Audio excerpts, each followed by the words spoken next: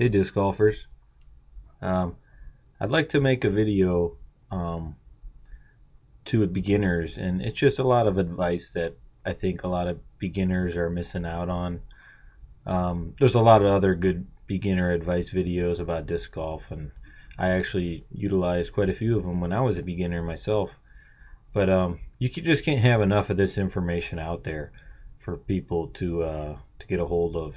And my first piece of advice to anybody that's throwing 200 feet or 250 feet or less is to probably get rid of those drivers or just take them out of that bag. It's just really a disc. Even the slow fairway drivers, if you're throwing 200, 250 feet, you probably really have no business throwing those discs yet. It's just you're just not there yet. You just really need to be focusing on those throwing those putters and those mid ranges very straight. Um, Also, another thing is when you're going out looking to purchase straight putters and mid ranges, you're going to want to stay away from any terms like overstable or understable. But the key words that you're looking for in a disc are stable, straight, or neutral. Those three terms there. That's really describing the type of flight that you want out of your disc. Because just starting out now, you just want to throw straight. That's what you're going to want to practice. That's what you need to learn how to do.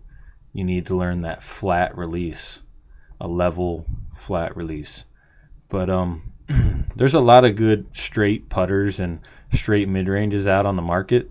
I did go through the trouble of actually writing down quite a few popular ones that I know of and friends of mine throw. The first one for straight putters is the Discraft Magnet. I don't really have a whole lot of experience throwing this, but I've heard it's a very good, straight putter. And there's another channel out there, like I said before, the Disc Golf Nerd. All of his in the bag videos, he has Discraft magnets, and you can ask him about them. I'm pretty sure that it's a it's a very beginner friendly straight flying putter. It's a very popular putter. Also, the MVP Anode is a disc that I've actually used starting out, and it's actually a phenomenal straight, probably the straightest flying putter I've ever thrown in my life. And it goes like almost as far as your mid range is it because it's got that dense material on the outside. It's a very cool looking disc, and you should check out an Anode. That's a really good learning tool. The Innova AVR Putt and Approach is also another good one. Now the AVR, there's many different versions, but the Putt and Approach version is the one I'm talking about. I think it's the straightest one. There's like KC Pro AVRs, there's JK Pro AVRs, there's Yeti Pro AVRs, there's Mick Pro AVRs. There's tons and tons of AVRs, but the Putt and Approach version is what you want. And any Dick's Sporting Goods or Sports Authority across the country is going to have those Innova discs. I've seen quite a few of them across the country. And the Dynamic Disc Warden is a very straight, neutral flying putter as well. I throw the Judge, which is very similar to the Warden, but it's a little bit more overstable. So I would recommend the Warden. It's very straight. I've heard great things about the Latitude 64 Pure. I've heard that this is a really good disc for driving. And the Gateway Magic is actually one I used to play around with a little bit, and it's a great one. It's very slow, which is good. It's going to help you learn that control. It's very straight, but very good straight ones. And there's many other straight putters out there. Many different companies and manufacturers make a lot of straight putters. These are just really some of the most popular ones, and ones I would really recommend. Now for some popular straight mid ranges. This newer one is the Latitude 64 Claymore.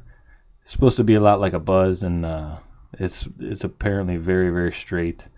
The Dynamics Disc Truth I know is very straight. I have friends of mine that throw them, and they're very neutral discs as well. Now for the Discraft Buzz SS. I put a star here because no matter what your arm speed, I really don't have any problem with you guys throwing mid ranges, because for the simple fact is, it's what I learned on. This is the disc that I actually learned how to throw, and it's what I developed my form on. And it's a very, very neutral, straight flying disc, probably the straightest disc I've ever thrown. And when I was looking to purchase straight discs, the shop nearby when I was living in New Mexico at the time actually had 4 Buzz SS's, all the same weight, same plastic, same color, same run. They were fantastic, and that was my teaching tool for about 3 to 4 months.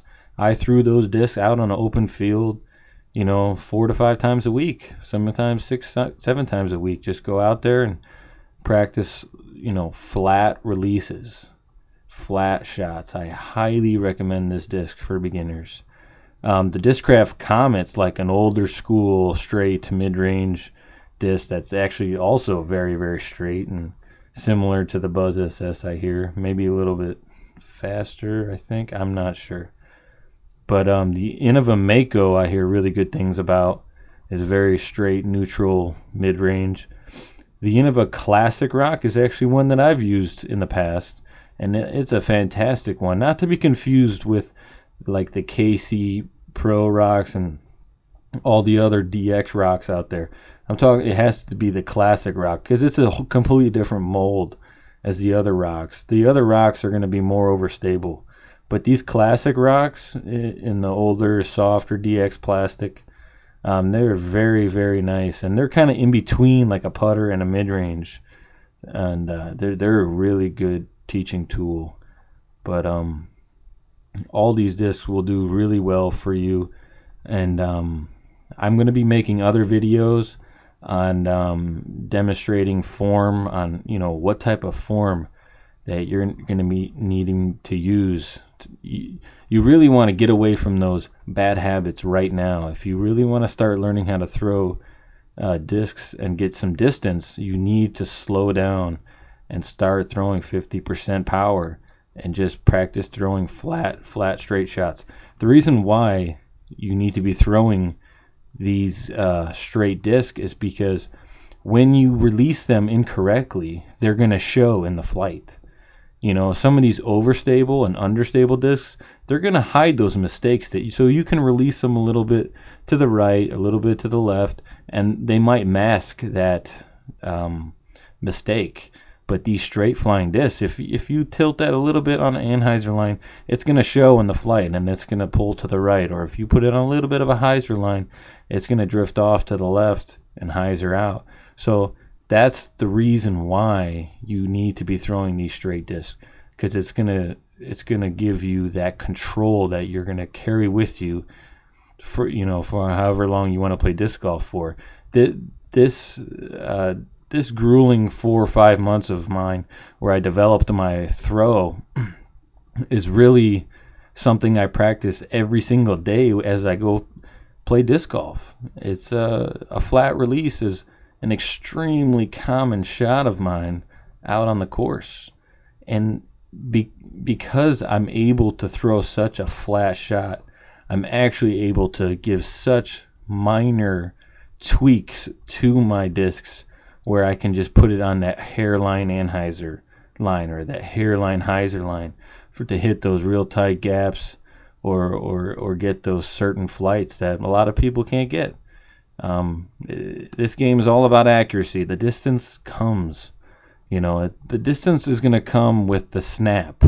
You really need to work on developing your form, which like I said, I'm going to show a lot of more videos on developing your throw and your form of your throw. But later on, it's the distance is really all there in the snap and in leverage, and it's also going to come with time. But you need to build that muscle memory, that flat release. That's what you really need to be drilling in your head over and over and over again if you want to have any success at really being a pretty decent disc golfer, or being able to throw the disc, a good ways accurately. So this is my, short little video that I'd like to share with you. And stay tuned, later on this week, like I said, I'll be bringing the camera out to the field when the snow melts. We just got like an inch of snow the other day, just really annoying.